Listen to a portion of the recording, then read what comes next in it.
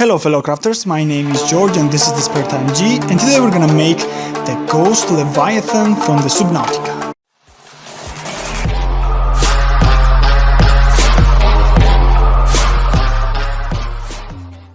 So before I start the building process, I want to thank you everyone, my viewers and especially my first 1000 subscribers, that I have achieved this biggest milestone of my YouTube career, which is reaching 1K subscriber count. I'm really happy and really thankful for each and every one of you who subscribed to my channel, watched at least one video and was entertained by it.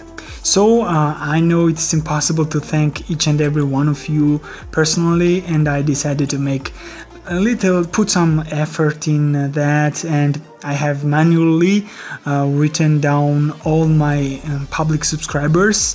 I mean people who have their status public, and unfortunately there were even less than I was expecting. I was expecting about half of my subscribers to have public status, but unfortunately it was only 370 or so, and only that names are listed at the end of the video, and I wanted to thank you by making this list.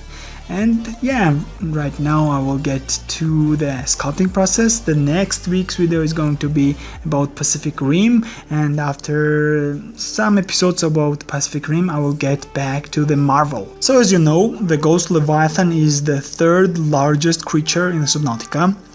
The fully grown one is about 107 meters long, and because of that reason I was not able to make it in comparison with the Reaper Leviathan I have made. The scale is little off as it is much larger than that. Here you can see my first base I am making for the creature. This is the simple steel wire going into the base of paper covered wire again, and right now I'm measuring the scale of this base. Approximately the length of the creature should be 3.5 of the total length of the body of the Ghost Leviathan. I mean these protrusions on the head should be 1/4 of the length of the creature. And right now I need to connect these two pieces, and later I will add one more wire piece to make the body longer, and it will be approximately 4 times larger than the head protrusions. Here is the second version of the base, I mean the second part of the base. It is not finished right now. As you can see, they are these rings made from steel wires. It would be much better if I had used some aluminum or copper, as the strength is not important here, so it was quite hard to work with the steel. And of course I will include all the details, I mean all the materials, down in the descriptions where you can get the materials for this build. I always suggest to use your local stores instead of internet, unless you live in United States, of course, because the shipping is going to be quite expensive, and the shops are buying them on discount, so yeah, you can decide on that yourself. And here you can see I am attaching these wire pieces to one long steel rod with this narrow tape. It is quite a useful tool when you need to make some small attachments, and you need to maneuver in between the corners of your bases instead of using one huge tape which is wider, and it is quite hard to do all this narrow and small work using that. And yeah, this is my basic technique of attaching. I will be attaching all of those rings onto this one big rod, and that will make some kind of a tunnel, and in which I will insert my first base covered with the paper and duct tape. As you can see, the first base is finished. I have attached these two parts together and it is ready to be attached to the second base. To be honest, it is quite hard and meticulous to work on this technique, so if you are not kind of interested in such work, you can just use the first base and cover it up with clay and make every progress after that. Here you can see this complicated base. I have attached two more rings as they were not enough for the whole length of the rod. The distance in between is not very firm. It should be about the length of the white tape, so you will have less trouble attaching them together. And here you can see how the finished version will be looking. And one more thing I wanted to say is it is quite hard to measure up the length of the rod before you make the ring afterwards. So I took one chunk of this steel wire, measured it and made the ring, and based on the size I decided I needed to top it up or make it smaller for other rings, and thankfully for me, the first ring was big enough for the first part of the base, and after that I was cutting the length down by about 1 centimeter and made this whole progression where the rings are getting smaller. Here you can see that I have attached them together with the tape and also started the clay addition process. It's going to be quite easy to cover the whole body with the clay and this will make the whole rings also better attached to the whole construction. To be honest, it will be very hard to work inside those rings on the further details and then painting, of course. Here you can see I have attached one more wire thingy to make the whole body longer. And now the proportion of 1/4 in scale with the head is completed and I can work further. The next stage was the clay addition process, of course. It was not very difficult, but still quite time consuming to work on the rings part. You can see the bottom part is not covered with clay. You need this kind of naked surface of tape, as it is much easier to attach the tape on the tape surface than it would be on the clay. So as it is going to be not visible as much, and then later I will just paint it. And here you can see that I have made quite a progress making the whole head shape. Right now you can see that I have also attached the protrusions onto the body. And to be honest, this head prototype, so to say, it's quite a bit larger, and later I will cut some chunk of them to make it smaller in line with the whole proportion of the body. And those three large protrusions, as you can see here, those three guys, are going to serve as the base on which I will attach the limbs, so to say, the 6 limbs it has, the Ghost Leviathan has on the sides. By the way, I said it because as I know, the Ghost Leviathan has no gender.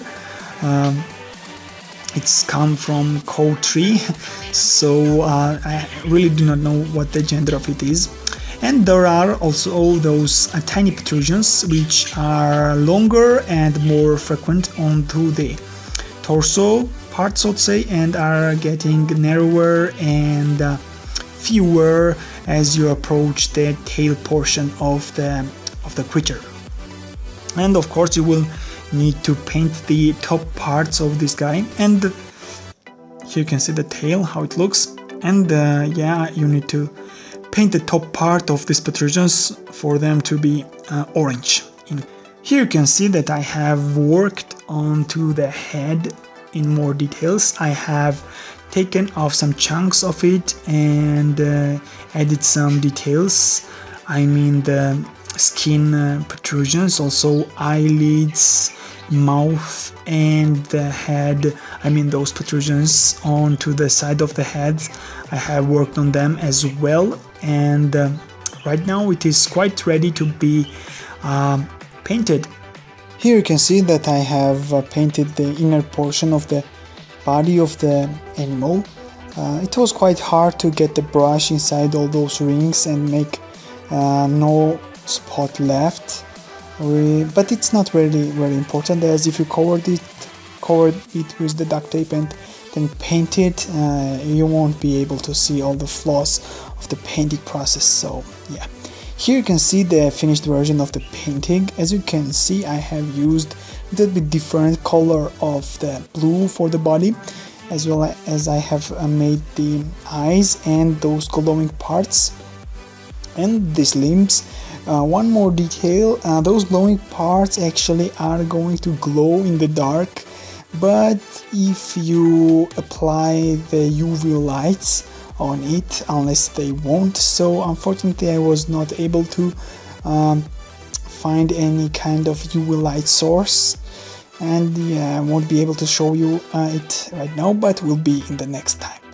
And here you can see the finished up version of our ghost Leviathan, covered with the duct tape and then painted over it with the blue color, which was quite a cumbersome process to do, especially the tape editing process was quite hard, as you need to make several layers, and sometimes the gap was cracking up and I needed to apply one more. And yes, I'm really happy with this build, and very sad that I won't be able to show you how it looks in the dark.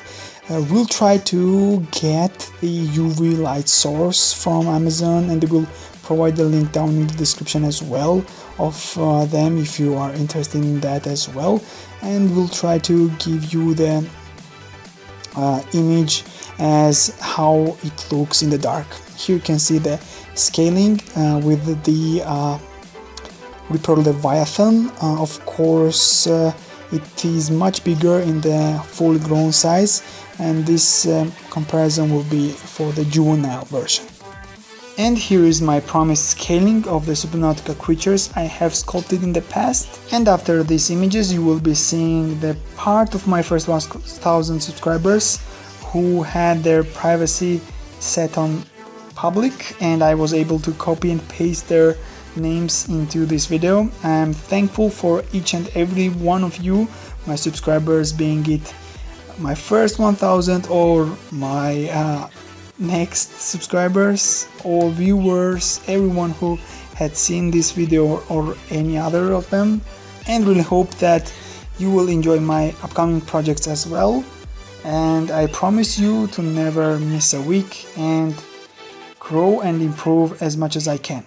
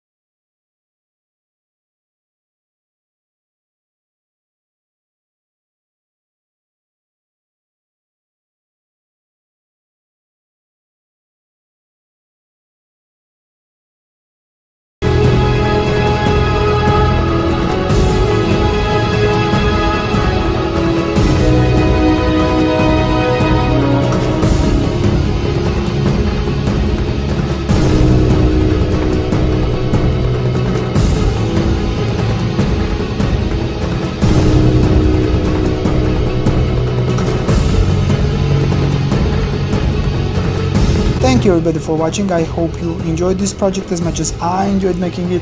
It was quite fun and a little bit a challenge as well. It was my last episode at this time for Subnautica, as next will be the Pacific Rim. Have a nice day and see you next time. Goodbye.